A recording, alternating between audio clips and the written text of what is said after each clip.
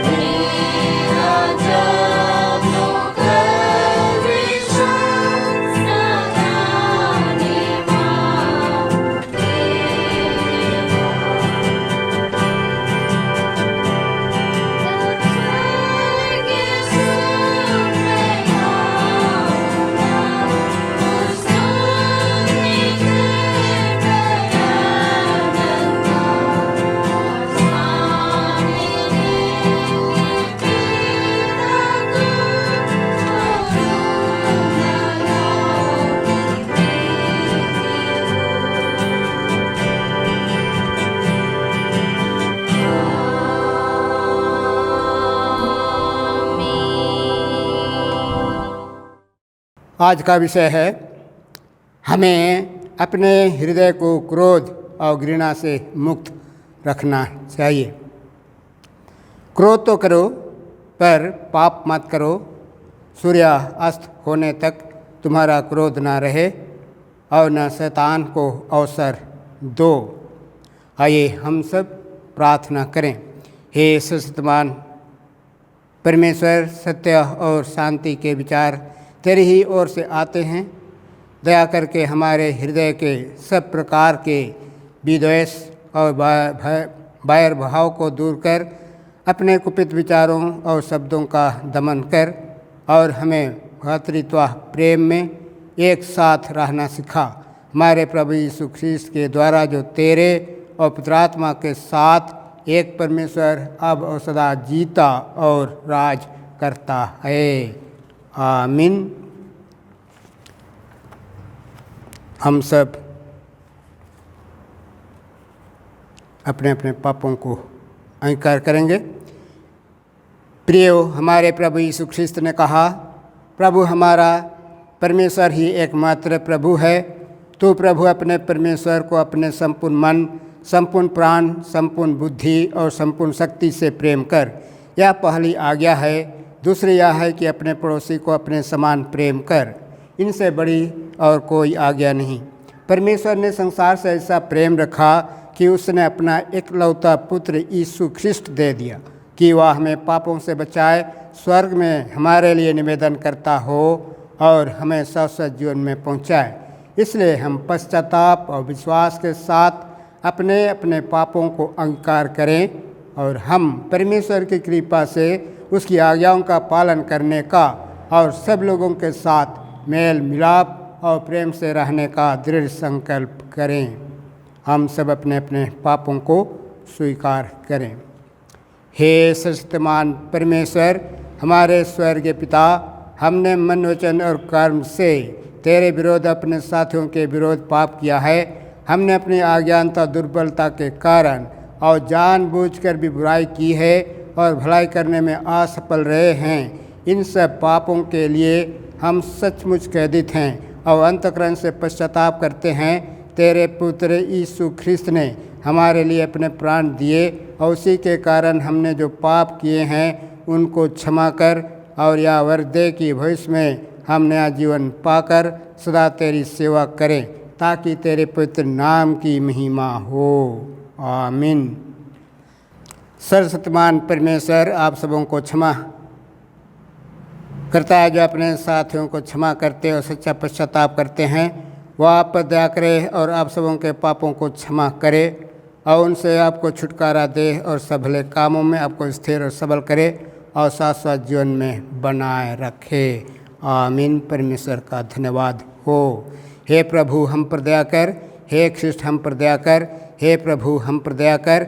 हे हमारे पिता, तू जो स्वर्ग में है, तेरा नाम पवित्र माना जाए, तेरा राज आए, तेरी इच्छा जैसे स्वर्ग में पूर्ण होती है वैसे पृथ्वी पर भी होए। हमारे दिन भर की रोटी आज हमें दे और हमारे अपराधों को क्षमा कर, जैसे हमने भी अपने अपराधियों को क्षमा किया है, और हमें परीक्षा में न डाल परंतु बुराई से बचा, क्योंकि राज और सामर्थ महिमा अब और सदा सर्वदा बनी रहे। आमीन। आज का ठहराया गया पहला पाठ वचन जो यंत्री पाठ से लिया गया है, उत्पत्ति नामक पुस्तक उसका 4 अध्याय उसका 2 पद से 10वें पद तक। उत्पत्ति उसका 4 अध्याय 2 पद से 10वें पद तक। यहाँ यो लिखा है, फिर उसने उसके भाई हाबिल को भी जन्म दिया। हाबिल भेड़ बकरियों का चरवाहा बन गया, परंतु कैन भूमि पर खेती करने वाला किसान बना। कुछ दिनों के पश्चात कैन यहोवा के पास भूमि की उपज में से कुछ भेंट ले आया, और हाबिल भी अपनी भेड़ बकरियों के कई एक पहलौठे बच्चों भेंट चढ़ाने ले आया और उनकी चर्बी भेंट चढ़ाई।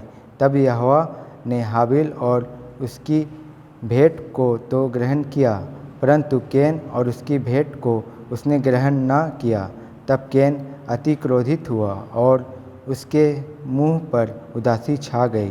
तब यहोवा ने कैन से कहा, तू क्यों क्रोधित हुआ और तेरा मुंह पर उदासी क्यों छा गई है? यदि तू भला करे तो क्या तेरी भेंट ग्रहण न की जाएगी? और यदि तू भला ना करे तो पाप द्वार पर छिपा रहता है और उसकी लालसा तेरी ओर होगी और तुझे उस पर प्रभुता करनी है। तब कैन ने अपने भाई हाबिल से कहा, और जब वे मैदान में थे तब कैन ने अपने भाई हाबिल पर चढ़कर उसे घात किया। तब यहोवा ने कैन से पूछा, तेरा भाई हाबिल कहाँ है? उसने कहा, मालूम नहीं।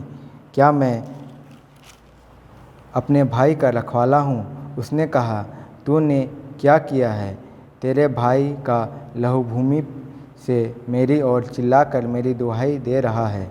यहाँ तक यह परमेश्वर का वचन है। परमेश्वर का धन्यवाद हो। आज का ठहराया हुआ दूसरा पाठ वचन जो यंत्री पाठ से लिया गया है, यूहन्ना की पहली पत्री उसका 3 अध्याय 11वें पद से 15वें पद तक। यूहन्ना की पहली पत्री 3 अध्याय उसका 11वें पद से 15वें पद तक। क्योंकि जो समाचार तुमने आरंभ से सुना है वह यह है कि हम एक दूसरे से प्रेम रखें और कैन के समान ना बने जो उस दुष्ट से था और जिसने अपने भाई को घात किया। और उसे किस कारण घात किया? इस कारण कि उसके काम बुरे थे और उसके भाई के कार्य धर्म के थे। हे भाइयों, यदि संसार तुमसे बैर करता है तो अचंभा ना करना। हम जानते हैं कि हम मृत्यु से पार होकर जीवन में पहुँचे हैं, क्योंकि हम भाइयों से प्रेम रखते हैं। जो प्रेम नहीं रखता वह मृत्यु की दशा में रहता है। जो कोई अपने भाई से बैर रखता है वह हत्यारा है, और तुम जानते हो कि किसी हत्यारे में अनंत जीवन नहीं रहता। यहाँ तक यह परमेश्वर का वचन है। परमेश्वर का धन्यवाद हो।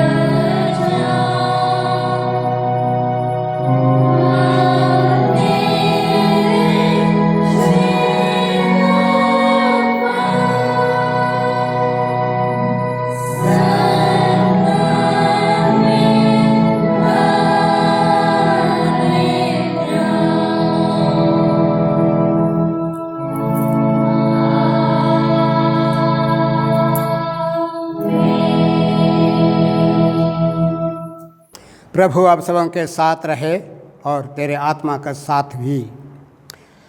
आज का पवित्र सुसमाचार पवित्र मत्ती रचित सुसमाचार और उसके 5वां अध्याय और उसके 17 पद से पवित्र सुसमाचार आरंभ होता है। हे प्रभु यीशु तेरी महिमा हो। पवित्र मत्ती रचित सुसमाचार और उसके 5वां अध्याय और उसके 17 पद से पवित्र सुसमाचार आरंभ होता है। या ना समझो कि मैं व्यवस्था या भविष्यवक्ताओं की पुस्तकों को लोप करने आया हूँ। लोप करने नहीं परंतु पूरा करने आया हूँ। आगे 20 से 26 पद तक। क्योंकि मैं तुमसे कहता हूँ कि यदि तुम्हारी धार्मिकता शास्त्रियों और फरीसियों की धार्मिकता से बढ़कर ना हो तो तुम स्वर्ग के राज में कभी प्रवेश करने ना पाओगे। तुम सुन चुके हो कि पूर्व काल के लोगों से कहा गया था कि हत्या न करना, और जो कोई हत्या करेगा वह कचहरी में दंड के योग्य होगा। परंतु मैं तुमसे यह कहता हूँ कि जो कोई अपने भाई पर क्रोध करेगा वह कचहरी में दंड के योग्य होगा, और जो कोई अपने भाई को निकम्मा कहेगा वह महासभा में दंड के योग्य होगा, और जो कोई कहे अरे मूर्ख, वह नरक की आग के दंड के योग्य होगा।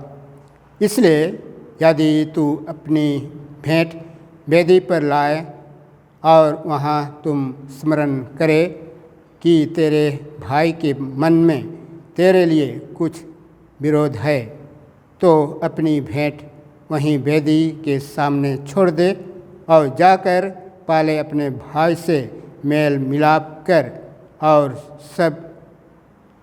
तब आकर अपनी भेंट चढ़ा। जब तक तू अपने मुद्दई के साथ मार्ग ही में है उससे झटपट मेल मिलाप कर ले।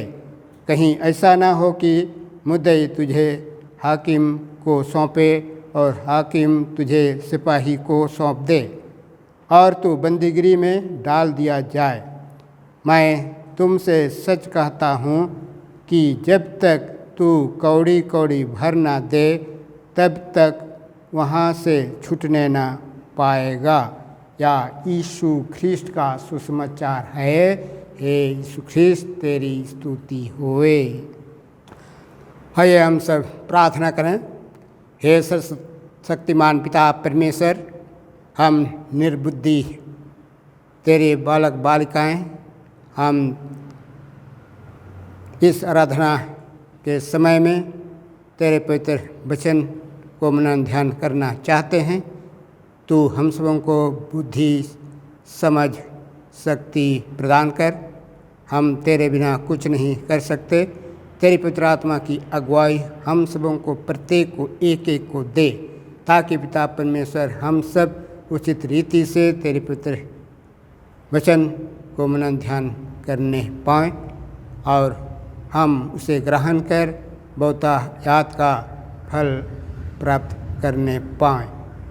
तेरा पवित्र वचन हमारे पाँव के लिए दीपक और हम सबों के पथ के लिए सदा दीपक बनी रहे। हमारे प्रभु यीशु ख्रिस्ट के द्वारा आमीन। प्रभु में प्रियो, आज हम सब भले चंगे हैं, स्वस्थ हैं और हर प्रकार से आज स्वस्थ पाए जाते हैं। प्रभु की स्तुति महिमा धन्यवाद करने के लिए परमेश्वर ने हम सबों को यह जीवन प्रदान किया है। सब प्रकार की आशीषों के लिए परमेश्वर को हम धन्यवाद देते हैं। तो आज जबकि आप सबों के सामने मत्ती रचित सुसमाचार और उसके 5 अध्याय और उसके 21 पद में हम सब ने सुना है और इस वचन को आप सबों के सामने रखना चाहता हूँ। इसमें लिखा है, तुम सुन चुके हो कि प्राचीन काल के लोगों से कहा गया था कि हत्या न करना, और जो कोई हत्या करेगा वह कचहरी में दंड के योग्य ठहरेगा। आज का विषय है, अपने हृदय से क्रोध और घृणा को दूर करें। परमेश्वर ने अपने लोगों को सावधान होने के लिए, उन सब बुराइयों से बचने के लिए, या हम आज्ञाएं हम सबों को परमेश्वर ने दिया।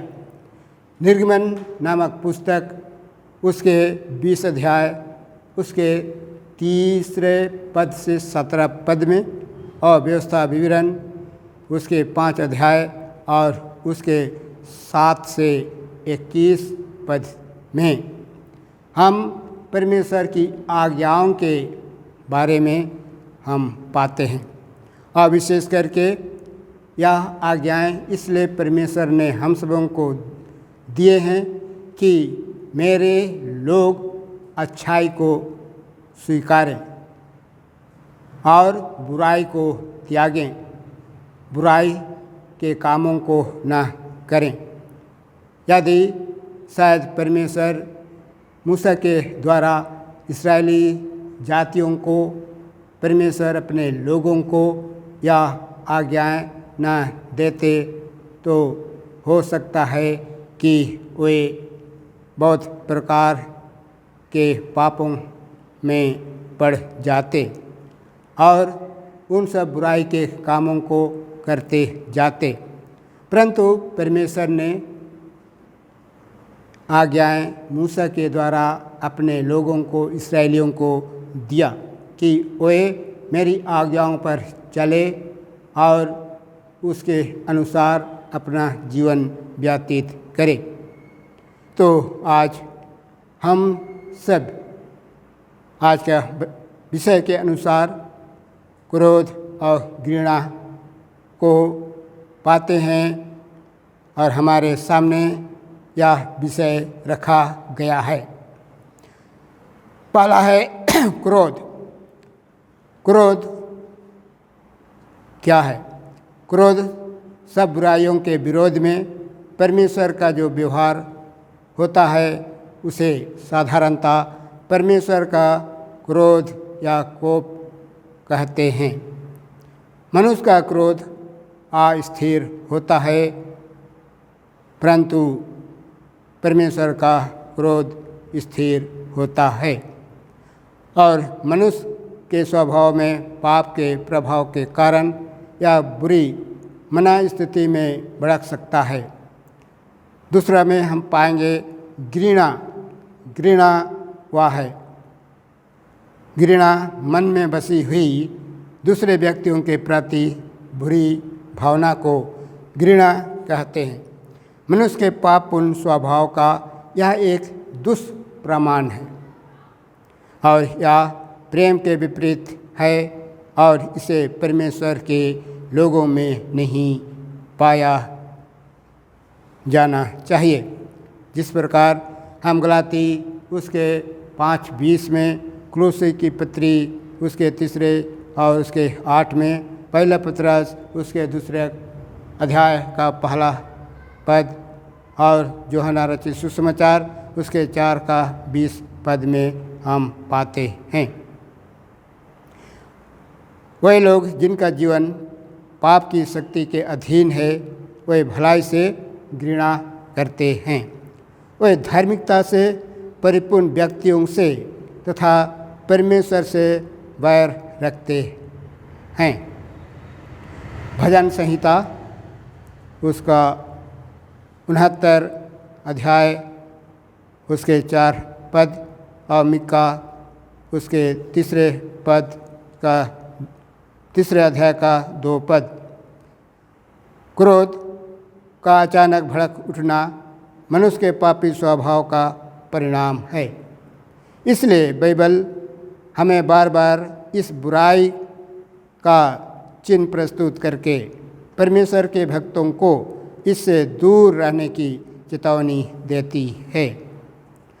सब प्रकार की कड़वाहट, प्रकोप इस समय जब हम सब को देखने को मिलती है और देख रहे हैं, और जिस प्रकार हम कलह, निंदा, गालियाँ बकना,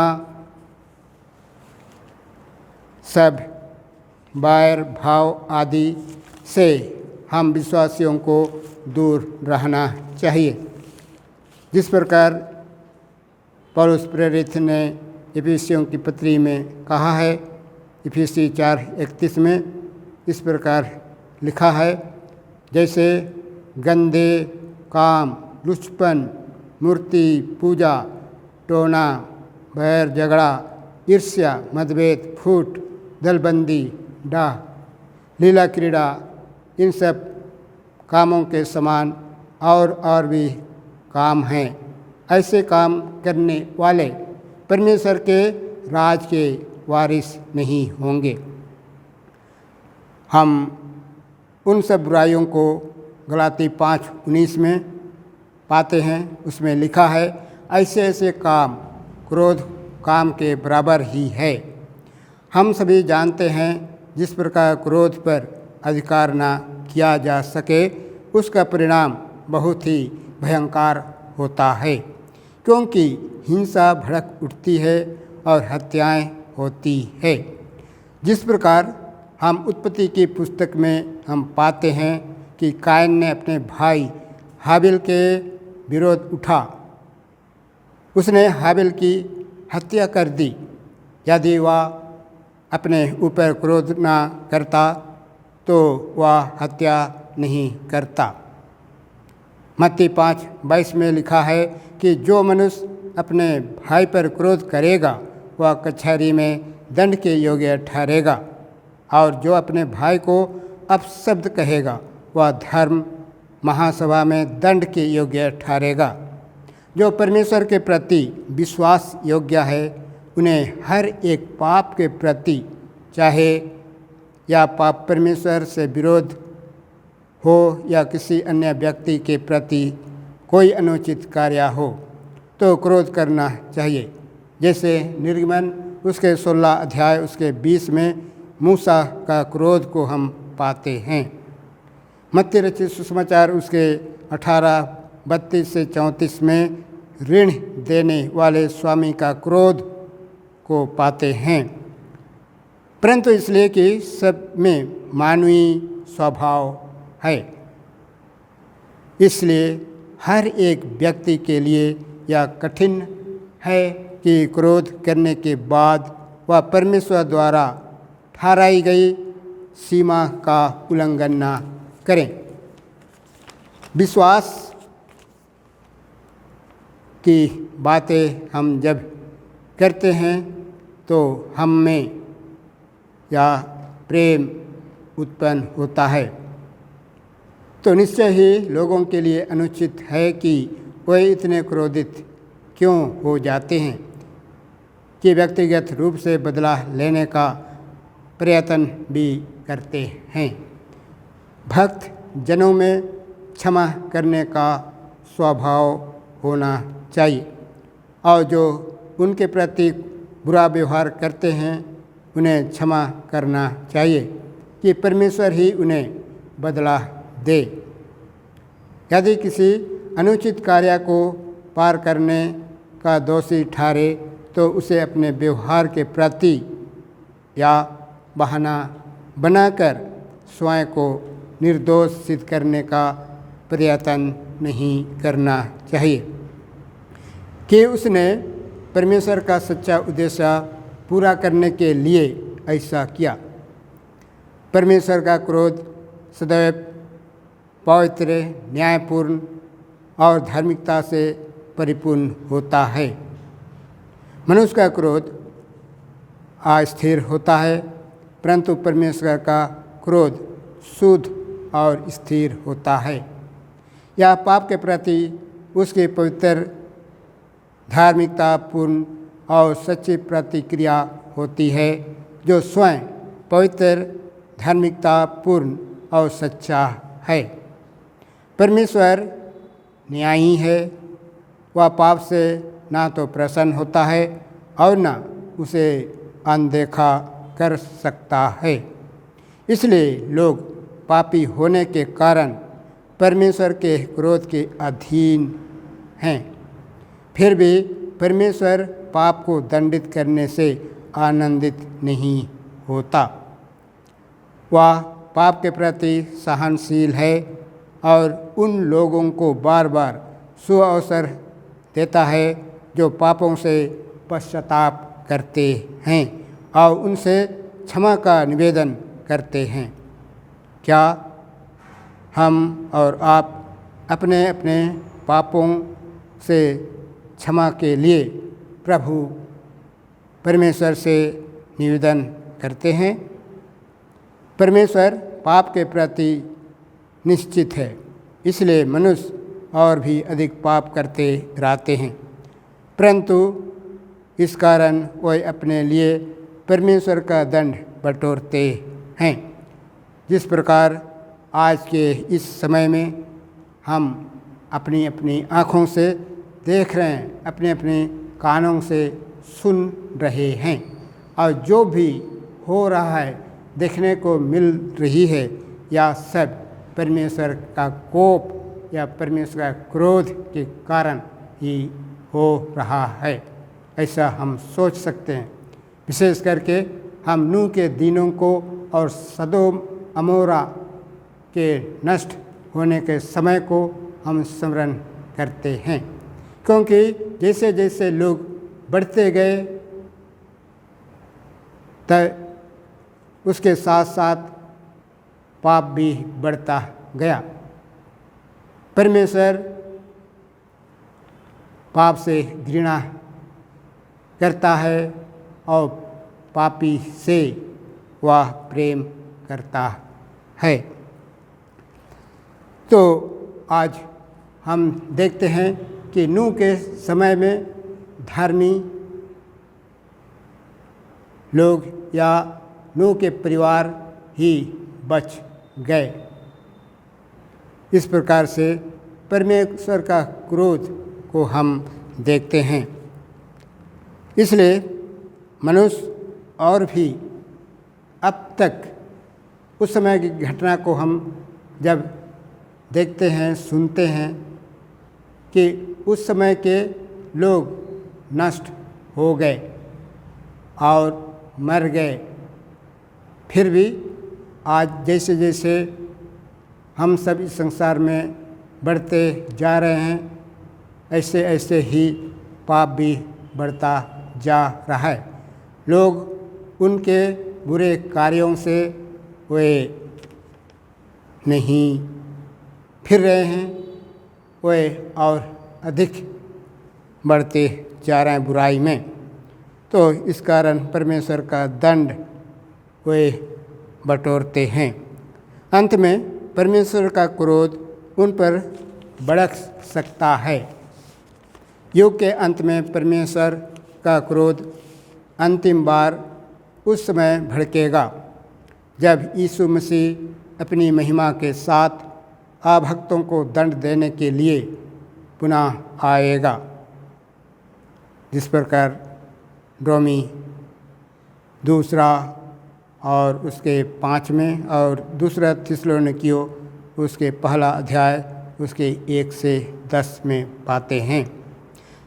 परमेश्वर के भक्तों पर वह क्रोध नहीं भड़केगा, क्योंकि प्रभु यीशु मसीह के द्वारा उद्धार हो चुका है। 1 थिस्सलुनीकियों उसके 1 अध्याय उसके 10 और 5 का 9 पद में प्रभु यीशु ने लोगों के बदले पाप का बोझ उठाकर परमेश्वर का क्रोध स्वयं सह लिया। रोमी 5:9।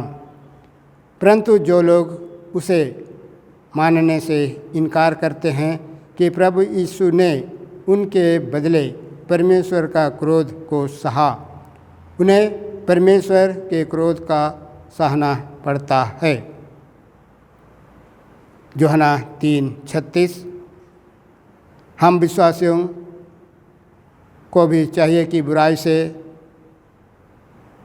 वैसे ही घृणा करना चाहिए जैसे परमेश्वर इससे घृणा करता है। इफिसी 4:26-27।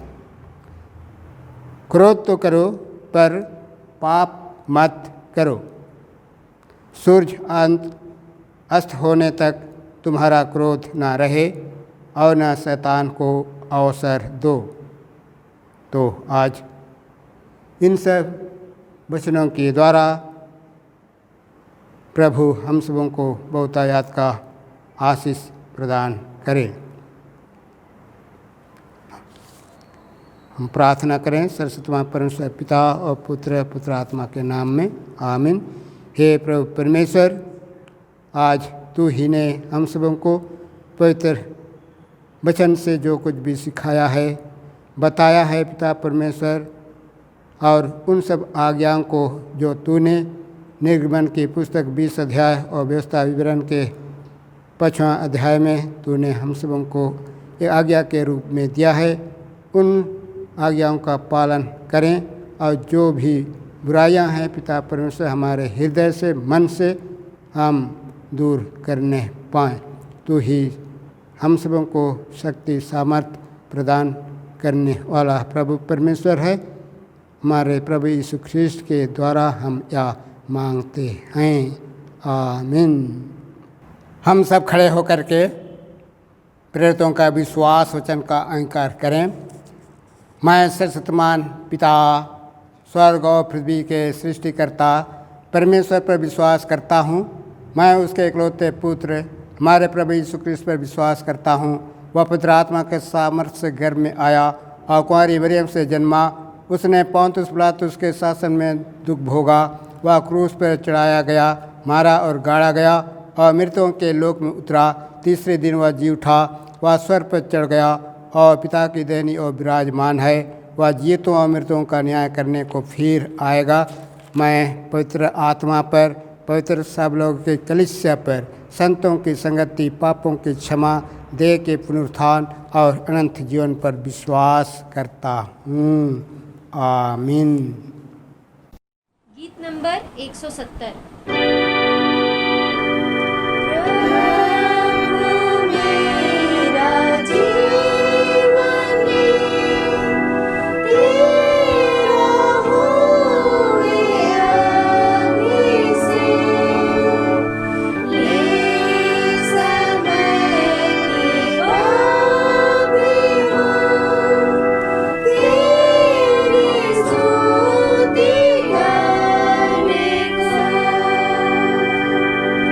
हाँ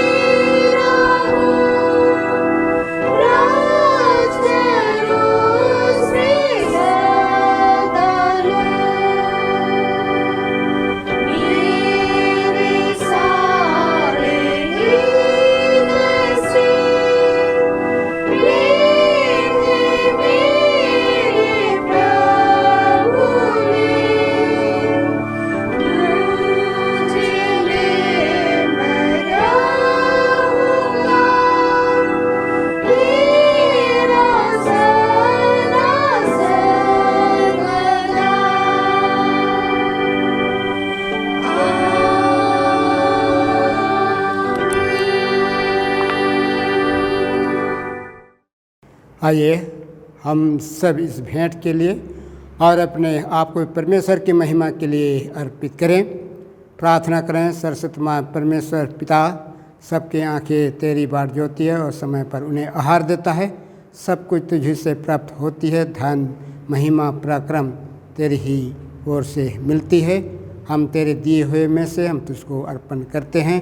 इस भेंट पर अपने बहुतायत का आशीष उंडेल और इसे पवित्र कर, पवित्र रख, आशीषों से भरपूर कर और जिससे तेरी पवित्र कलीसिया की बढ़ती के काम में लाया जा सके।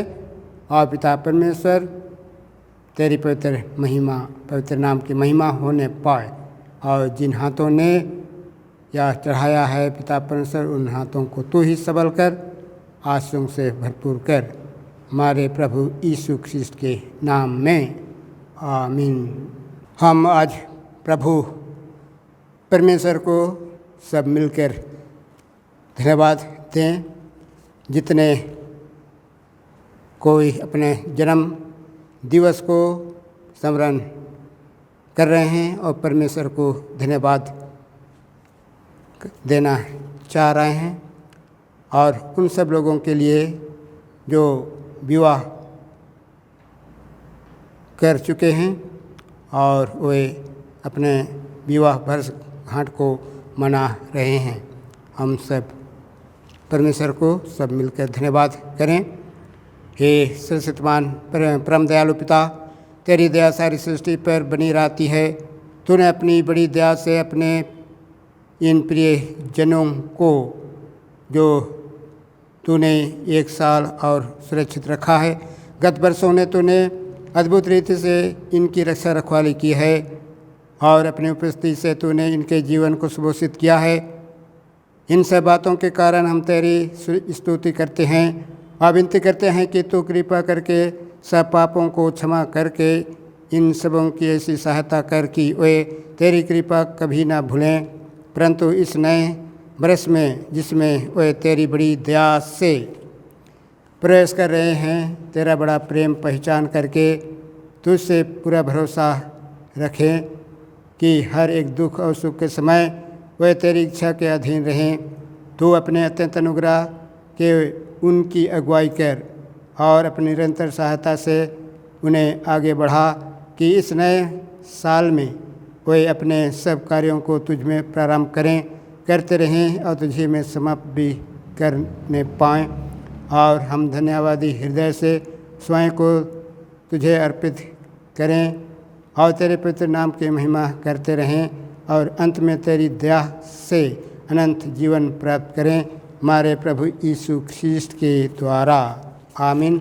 हम उन सब लोगों के लिए भी प्रार्थना करें जो प्रभु में सो गए हैं और विशेषकर स्वर्गीय ड्रोती कांस्वर, स्वर्गीय हन्ना टिर्की के लिए और उनके परिवार के साथ हम सब परमेश्वर को धन्यवाद अर्पण करें। प्रार्थना करें। हे सर्वशक्तिमान परमेश्वर, तेरे समक्ष मानव जाति की पीड़ियाँ उत्पन्न होती है और मिट जाती है। हम तेरे उन सब सेवकों के लिए जो तुझ पर विश्वास और श्रद्धा रखते हुए इस संसार से विदा हो गए हैं, विशेषकर स्वर्गीय ड्रोती कांस्वर और स्वर्गीय हन्ना टिर्की के लिए तेरी स्तुति करते हैं। तूने इन भाइयों एवं बहनों को भी जो प्रभु में सो गए हैं, पिता परमेश्वर तू ही ने इनको मरने समय तक इनकी भलाई और करुणा की है। इस कृपा के लिए और तेरे अनुग्रह के द्वारा उससे व्यक्तित्व तथा उसकी उपलब्धियों के लिए तुझे धन्यवाद देते हैं। अब वह शोक और रोग से पूरी तरह मुक्त हो गई हैं, वह मृत्यु से पार हो चुके हैं और हमें आशा है कि वह तेरे प्रेम और कृपा दृष्टि में सर्वदा रहेंगे। वर दे कि हम तेरे संतों के नमूने से प्रोत्साहित होकर उस दौड़ को जो हमारे सामने धीरज से दौड़ें और विश्वास के कर्ता और सिद्ध करने वाले यीशु की ओर ताकते रहें, ताकि अंत में हम अपने प्रियजनों के साथ तेरी उपस्थिति में जहाँ आनंद की परिपूर्ति है, एक हों, हमारे प्रभु यीशु ख्रीस्त के द्वारा। आमीन। हम बीमार जनों के लिए प्रार्थना करें और विशेषकर रसेल बजराय, श्रीमती लुइजा पुर्ती, श्रीमती हलधर, श्रीमती सुनीता टोपनो, सुश्री सुषमा बरुआ, श्रीमती सुमन कुमार और ऐसे जितने भी हमारी प्रार्थना चाहिए गए हैं, उन सब प्रिय जनों के लिए भी हम प्रार्थना करें। हे प्रभु परमेश्वर, तू ही जीवन और आरोग्यता के दाता हैं। हम विनती करते हैं कि सब रोगियों पर दया दृष्टि कर, विशेषकर जो हमारी प्रार्थना चाहिए गई हैं। और पिता परमेश्वर, प्रार्थना है उनकी सेवा करने वालों पर भी तू बहुतायत का आशीष उंडेल। प्रार्थना है पिता परमेश्वर, उनके पापों को तू ही क्षमा कर जो वो अपने जीवन में अब तक दोष अपराध किए हैं। पिता परमेश्वर, प्रार्थना है कि ऐसे लोगों के लिए हम आशीष चाहते हैं जो भी रोग में पड़े हुए हैं। इस कोरोना वायरस के समय में भी पिता परमेश्वर, हम उनसे प्रियजनों को स्मरण करते हैं जो अस्पतालों में व अपने घरों में जहाँ कहीं भी पड़े हुए हैं, रह रहे हैं, उन सभी प्रियजनों के लिए प्रार्थना करते हैं।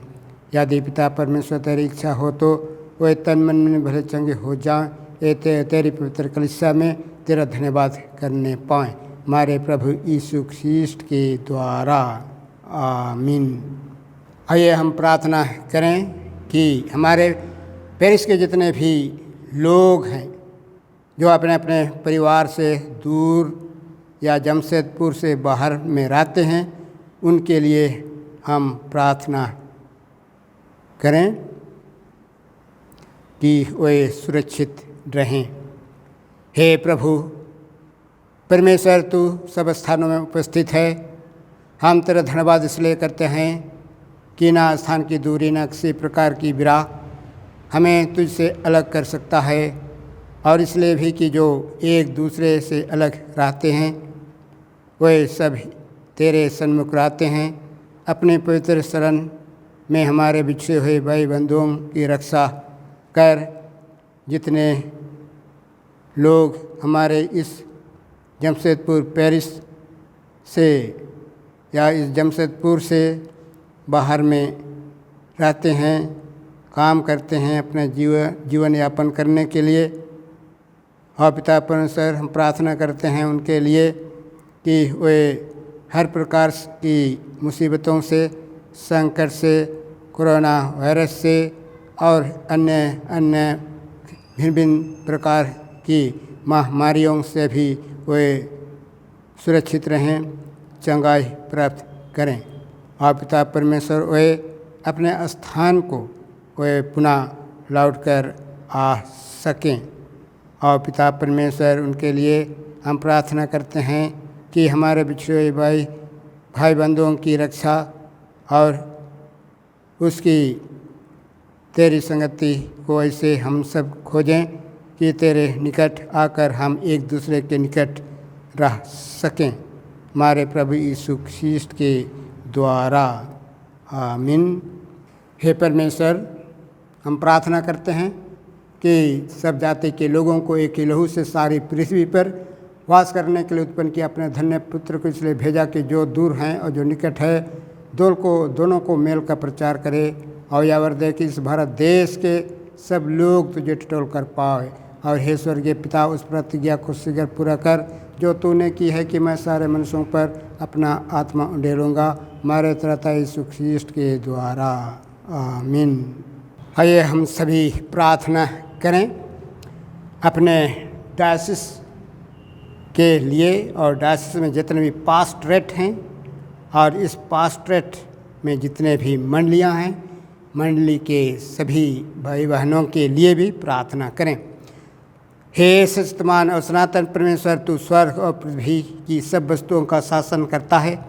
दया कर हम तेरे दास दासियों की प्रार्थनाओं को सुन, और इस छोटनापुर डायसिस के जितने भी पास्टरेट हैं, पास्टरेट के अंतर्गत जितने भी मंडलियां हैं, लोकलें हैं, और उसमें जितने भी तेरे विश्वासी गण हैं, और पिता पर उनके लिए प्रार्थना करते हैं और हमारे इस डायसिस को जो कुछ भी उसकी आत्मिक भलाई के लिए आवश्यक है सो दे।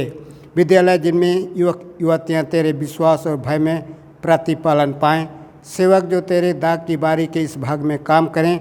उपासनालय जिनमें पवित्रता की शोभा रहे। विश्वासियों को स्थिर और दृढ़ कर, बालकों की रक्षा और अगुवाई कर, बीमारों और दुखितों की सुधि ले और उन्हें चंगा कर। मरते हुओं को शांति दे, दुष्टों के मन फिरा और नम्र कर निश्चिंतकों को जगा। गिरे हुओं को उठा, पश्चातापियों को संभाल। आप विश्वासियों को अपनी ओर खींच।